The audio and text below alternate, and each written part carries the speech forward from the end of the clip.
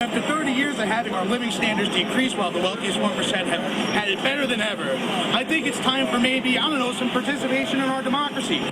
Wars! We have our own problem. We don't need to be in the Middle East. We don't need to invade a new country every year to sell more weapons. Do you know someone who has suffered a job loss or repeated financial struggle in the past decade? Has the recent Occupy Wall Street movement grabbed your attention? How are Occupy Wall Street, the American financial system, and the field of ecological economics all connected? Well, let's begin here.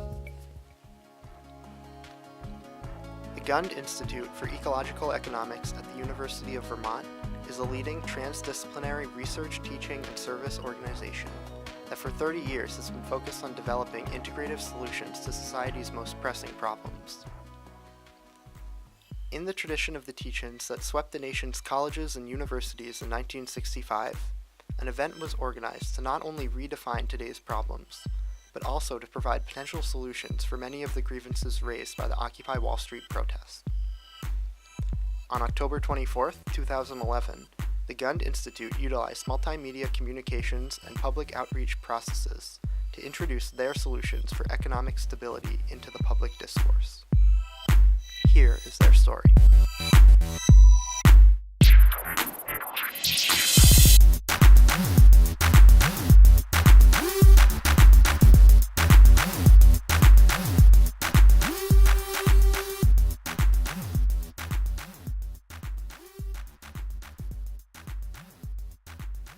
This afternoon is not a protest, not a strike, not an act of civil disobedience. This is the beginning of a teach-in. In many ways, the Gund Institute's teach-in was 10 or 15 years in the making. When looking back over the past few decades of American history, one might notice that the last time there were mass demonstrations of popular protests due to economic injustice was with the anti-globalization protests in Seattle of 1999. In recent years, it was only with the crash of 2008, the subsequent bank bailouts, and the resulting global economic crisis when mass attention to our economic system had been reawakened. Then, in 2011, an eruption occurred. Suddenly, the status quo of our political systems were being rejected on a global scale.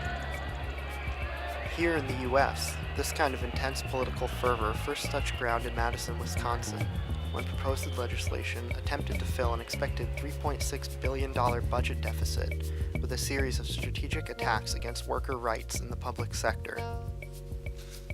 Soon after, protests spread nationwide after the Occupy Wall Street movement received global attention for voicing shared concerns and anxieties that had been plaguing the public for years. At the forefront of their grievances were issues regarding economic injustice and the political maneuvers that had made these injustices commonplace. This strong global uprising was giving a face and a voice to the people victimized by the systematic socioeconomic injustices caused by years of political and corporate corruption. On a larger scale than ever seen before, people were realizing that our current economic policies weren't working, and they were starting to look for solutions.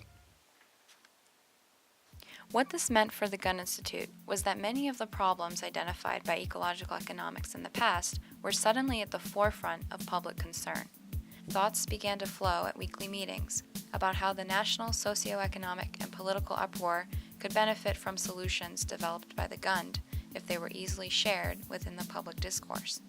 In less than a month's time, the Gund community had pulled together a collection of 15 Gund students, fellows, and experts in the field of ecological economics to deliver a series of 5-minute public talks on topics concerning macroeconomic policy reform. The topics ranged from job and income inequality to corporate personhood to financial speculation sales tax, and attempted to answer the questions of: how did we get into this situation of economic misery? How can we solve the current economic crisis? And how can we ensure that our solutions will lead to a sustainable, high quality of life for this and future generations? As stated plainly and poignantly in the words of civil rights activist Bayard Rustin, the proof that one truly believes is in action. The Gund Institute embodied this by taking direct action to propose their solutions and introduce them into the public realm.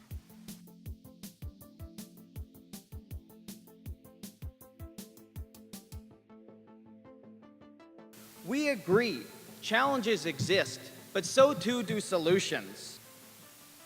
The problem is that corporations have undue influence over our government, just as the church did until 300 years ago. We founded our nation on the principle of the separation of church and state.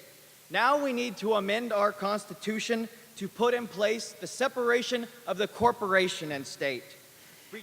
I hope the book becomes the manifesto of the Occupy Wall Street movement, because what they're really calling for, with all of their protests, even though I don't think they know it, is monetary democracy.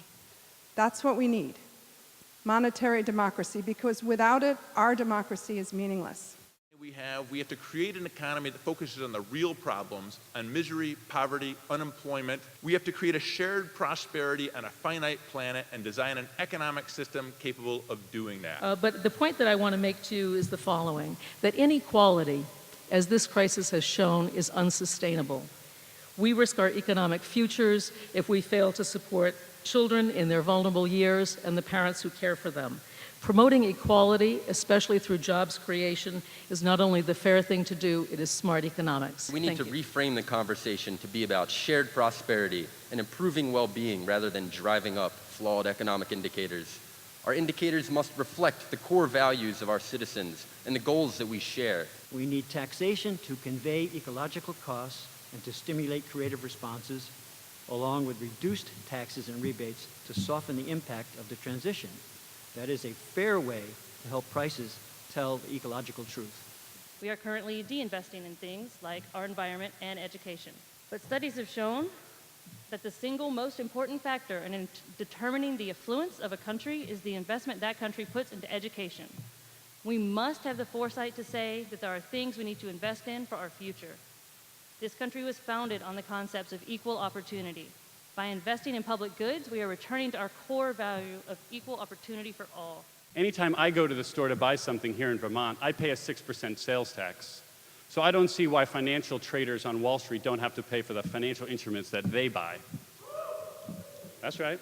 This small tax would have the effect of slowing down the high-volume, high-speed transactions that don't actually add value to our economy. This will create incentives for investors to put their money into long-term investments that actually strengthen our economy and create jobs. Protesters in New York and around the world have made it clear that we cannot have healthy communities without, as a community, being able to exercise control over our own economy. Thank you.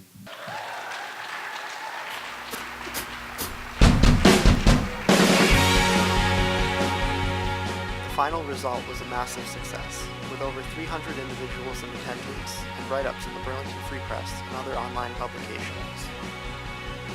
Intentions for future public teach-ins are in the works, and to find out more, or join the conversation, check out The Gund on Facebook or YouTube.